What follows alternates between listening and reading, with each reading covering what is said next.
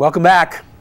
As I love to say, one of our favorite topics on this show is people who do good works for others. And old Philip Brown, he's been around these parts before. He's still doing good works on behalf of folks who are undergoing treatment and survivorship for cancer. His group is called Needs Beyond Medicine, and he's back. What's up, brother? Not much. How are you? I'm great. It's good to see you. Good to see you as well.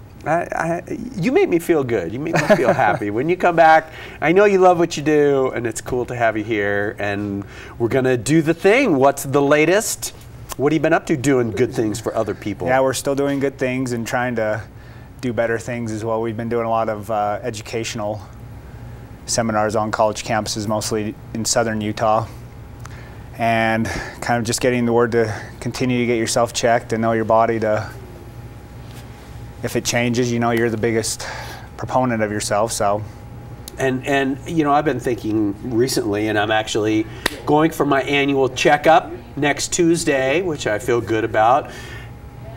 The diagnostic thing of, like you say, you can tell when your body changes if you really listen and if you promise yourself that you won't ignore signs of changes in your body. And I've been kind of really thinking about that, so it's a good reminder to me and to everybody that that's an important resource that you have, and that is your own sense and sensations of your body. Right, and I think everyone knows kind of if something's tremendously wrong with them or kind of a nagging sickness that doesn't go away for a few weeks. It's kind of like maybe you should go see your medical professional and see kind of what's wrong or what might be some underlinings to that issue that's going on. So absolutely. And I had pause recently because a friend of mine from high school who I'm in touch with on Facebook, his wife has been undergoing treatments for breast cancer over the last 6 months or so, and gosh, it hit me again, and not for the first time, but that cancer really is a pernicious, and seemingly, for all the good that we hear about research and progress, an omnipresent factor in our modern lives. Yeah, exactly. I think it's just, the biggest thing is if you catch it early enough, and that's kind of why we go out and kind of teach, hey, know your body. These are the signs and symptoms. So if you catch it early enough, your increases of survival goes up tremendously. And you won't have to go through all of the treatments or surgeries or, right, you know, the follow-ups that can take, you know, especially with breast cancer, they're usually on pills 5 to 7 years after.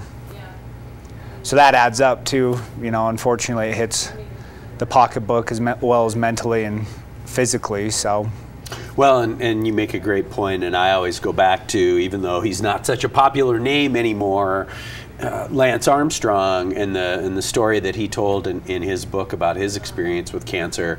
And one of the things that has always stuck out about his story was how willfully he ignored some pretty major symptoms and a multiplicity of symptoms, and what a terrible thing that was for what his resultant treatment was. More to your point of early detection, early diagnosis, early treatment, folks can save themselves an incredible, not only amount of pain and suffering, but also cost in terms of getting treatment going as early as possible. Yeah, exactly, because you know you're the biggest person. The doctor can't read your mind of saying, you know, kind of what's wrong, so if you go in and say, hey, this is wrong with me, we've had people come up and say, hey, my doctor didn't listen to me, and we say, usually there's a doctor in the same building or down the street, so make sure you're comfortable with that doctor as well, because your personal doctor will usually refer you to a specialist kind of depending on what is wrong with you or the symptoms you're currently having. And I think a great point as well of just trust your gut, that if your doctor or the doctor that you see tells you one thing and you just don't feel right about it, get another opinion, keep going, and be your own champion. Exactly, because you have to forcibly tell them, hey, something's wrong with me, and I need it, you know, either to be referred or I need you to check me out. Right. To say, you know, I think that's the biggest proponent of, we need yearly screenings. You know, like myself, I was diagnosed with melanoma this year. Right. But the only thing from that is I go in yearly to see my dermatologist. He saw a mole that was like, I'm not worried. I'm kind of worried about this. I'll do a little sample. And it just barely began, but he cut a chunk out of my arm and I'm good to go. And luckily it was just surgery, so. Great story. Good point. Yeah. Glad that it wasn't worse, more complex for you. Certainly dodging a bullet, maybe that's not the best analogy or metaphor, no, but you are. But not having to have chemical or radiotherapy, because those things are intense and displeasant without a doubt. Well, exactly, and I think a lot of people think, oh, if you get diagnosed with cancer, you're immediately going into treatment, when in reality it's, hey, most times surgery, and that's all you'll need, kind of depending on case-by-case scenario. Right. So you're going to raise some money here coming up, are you? We're going to do our best. So it's our 5th annual canSURVIVE photo gallery stroll.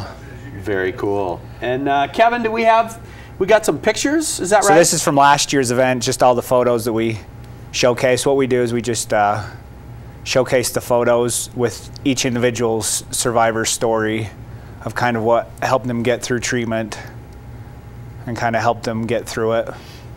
You know, the thing that's interesting to me in looking at these photographs is, I don't know how, I think in our society we still kind of cordon people off, and sometimes people cordon themselves off while they're in treatment, while they're in recuperation, et cetera. And I think one of the things that's really moving and important and beautiful in looking at these photographs of these real people is that cancer sufferers, cancer survivors are all of us. They look like everyone, they look average, they look beautiful, they look like every one of us. Exactly, and I think a lot of people, you know, their biggest thing is how you can kind of tell a cancer survivor, but in reality, a lot of survivors are just the normal people, and I think that's the biggest thing we're trying to showcase is, look, people have normal lives.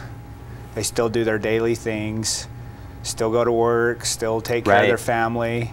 Even with the kids, they still live a great life. And you know, what we classify it as is the day you're diagnosed, you're a survivor until you die. Right. Is how it's classified with cancer survivors. So that's the biggest thing, is we're just trying to showcase, hey, people still live a normal life, and then also showcase the wide variety of cancers that people do get diagnosed. Unfortunately, there are other cancers other than breast cancer, which we're in Breast Cancer Awareness Month. So it's good just to showcase kind of all the survivors and kind of the struggles and what they went through and things they could tell everyday people of saying, hey, this is kind of what helped me get through. And I think in addition to getting beyond lack of understanding, lack of information, just that sharing process, the fact that I hope that we're changing as a society, and that we're all more aware, and especially with the scourge of breast cancer being such a terrible blight on us, seeing the guys wearing pink wristbands and pink socks and shoes in the NFL, all of that I think is a wonderful encouragement to all of us to be in dialogue about who's suffering and what can be done. Organizations like yours, talk about, if you would, talk about the details for the event, where to find out more about it, how to attend. So the event's on Friday, November 1st and 2nd. On the Friday it's from 6 to 9:30. On Saturday it's from 12:30 to 9. It's at the Radisson downtown at 215 West South Temple. If they need any more information, they can either go to needsbeyondmedicine.org or canSURVIVE.org. And this event is presented by Myriad Genetics this year as well. They're our sponsor for this great event, and I'm thankful for all the other sponsors we have too. So nice work, brother. And it's by donations only, so just come and we'll have light hors d'oeuvres and a cash bar and kind of some treats and raffle items. And you'll be able to see the people there that we took their photos of, and be able to kind of speak with them and That's awesome. learn more about Needs Beyond Medicine too, if you haven't heard about us. So, well, I love that you do this great work. I always love to spend time with you.